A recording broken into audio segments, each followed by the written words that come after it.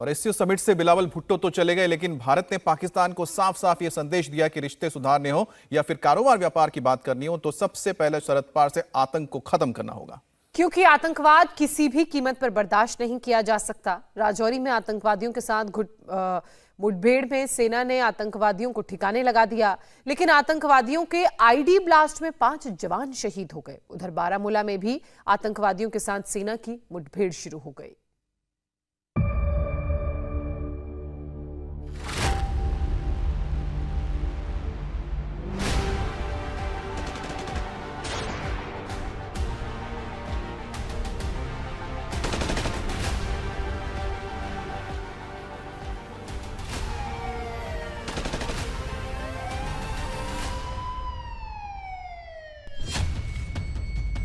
एक बार फिर पाकिस्तान का आतंकी चरित्र दुनिया के सामने आ गया है।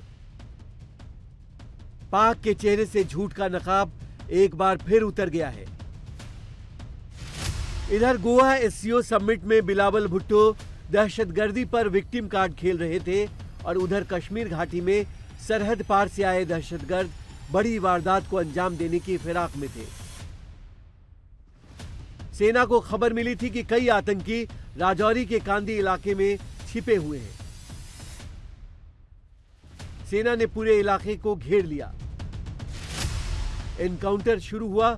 इसी बीच आतंकियों ने आईईडी ब्लास्ट कर दिया, जिसमें देश के 5 बहादुर जवान शहीद हो गए।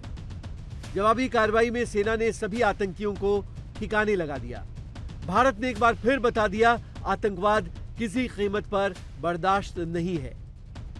एससीओ समिट में विदेश मंत्री एस जयशंकर ने भी दो टूक कहा, पाकिस्तान आतंकवाद की इंडस्ट्री है और बिलावल इस इंडस्ट्री के प्रवक्ता। पाकिस्तान सरकार और बिलावल भुट्टो लगातार एससीओ समिट के दौरान भारत से बात करने की अपील कर रहे थे, लेकिन समिट के दौरान विदेश मंत्री एस जयशंकर ने दुनिया के सामने साफ साफ लहजों में कहा, आतंकवाद के पीड़ित और आतंकी साजिशकर्ता एक साथ नहीं बैठ सकते। As a foreign minister of an SCO member state, Mr. Bhutto Zardari was treated accordingly.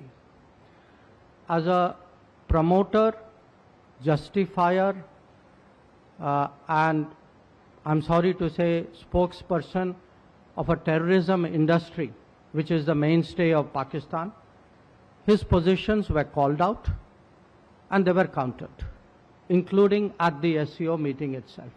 तो साथ माने आतंकवाद भी करें और शांति की भी बात करें, ये थोड़ी चलेगा।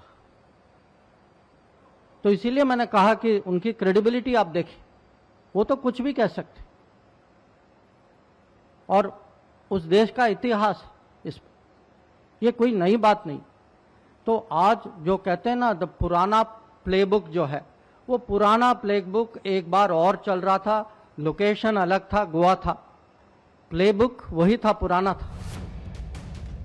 गोवा में बिलावल को दूर से ही सलाम करके जयशंकर ने यह क्लियर मैसेज दे दिया कि अगर पाकिस्तान को भारत से रिश्ते सुधारने हैं तो उसका सिर्फ और सिर्फ एक ही रास्ता है, सीमा पार से आतंकवाद का खात्मा, क्योंकि आतंकवाद और अमन की बात एक साथ नहीं हो सकती।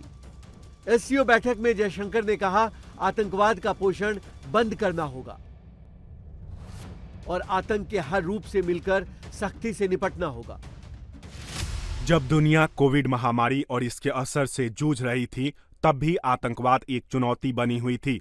आतंकवाद से नजरें फेरना हमारे लिए सुरक्षा हितों के लिए नुकसानदेह होगा। ये हमारा दृढ़ विश्वास है कि आतंकवाद को किसी भी तरह से जायज नहीं ठहराया जा सकता है और इसके हर स्वरूप से सख्ती से निपटना चाहिए, जिसमें सीमा पार आतंकवाद भी शामिल है। आतंकवाद को पैसे मुहैया कराने वाले सभी माध्यमों को बिना किसी रियायत के रोकना और जब्त करना होगा। सदस्य देशों को ये याद दिलाने की जरूरत नहीं है कि आतंकवाद से निपटना एससीओ की बुनियादी जिम्मेदारियों में से एक है। एक कहावत है, चोर की दाढ़ी में तिनका। जैसे ही जयशंकर ने आतंकवाद पर पाक को घेरा, वैसे ही बिलावल बिलबिला गए और फिर वही पुराना राग रोना शुरू कर दिया। आतंकवाद वैश्विक सुरक्षा के लिए खतरा बना हुआ है। हम सबको कूटनीतिक फायदे के लिए आतंकवाद को हथियार बनाने से बचना चाहिए। मैं जब आतंकवाद के मुद्दे पे बोल रहा हूं तो सिर्फ पाकिस्तान के विदेश मंत्री की हैसियत से नहीं, जिसने सबसे ज्यादा आतंकवादी हमले झेले हैं और आतंकवाद के हाथों सबसे ज्यादा लोगों की कुर्बानी भी दी है।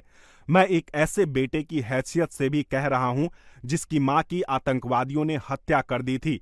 आतंकवाद के शिकार लोगों का दर्द जितनी गहराई से मैं समझ सकता हूं, उतना ज्यादातर लोग नहीं समझ सकते हैं।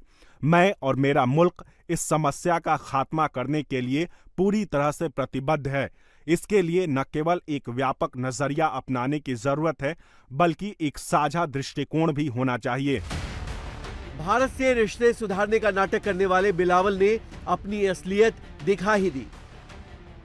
कहा, जब तक कश्मीर में आर्टिकल 370 दोबारा लागू नहीं होती, तब तक भारत और पाकिस्तान के रिश्ते सामान्य नहीं हो सकते।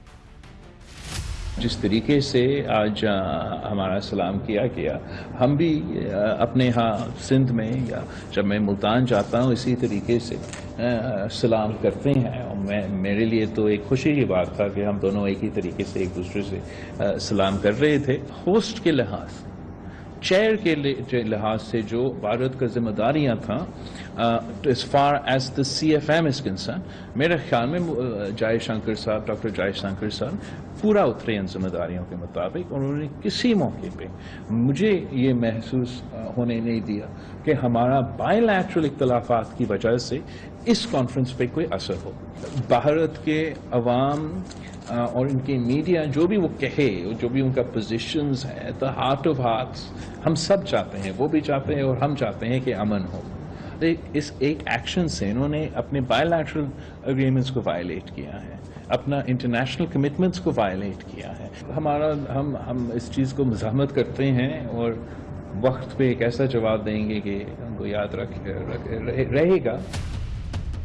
कंगाली की कगार पर खड़े बिलावल भुट्टो भारत बड़ी उम्मीद से आए थे। सोचा था भारत से कुछ हमदर्दी मिलेगी तो दूसरे देश भी सामने आएंगे, लेकिन बिलावल को भारत से बैरंग लौटना पड़ा, या यूं कहें करारा तमाचा के साथ लौटना पड़ा, क्योंकि उनकी मौजूदगी में ही पाकिस्तानी परस्त आतंकियों ने कश्मीर में कायराना हरकत को अंजाम दिया है। यही वजह रही कि जयशंकर ने बेहद कड़े लफ्जों में कह दिया कि पीड़ित और आतंकी साजिशकर्ता एक साथ एक मेज पर नहीं बैठ सकते। इंडिया टीवी हर वक्त हर जगह डाउनलोड करने के लिए सर्च करें India TV news Google play store या ऐप स्टोर पर।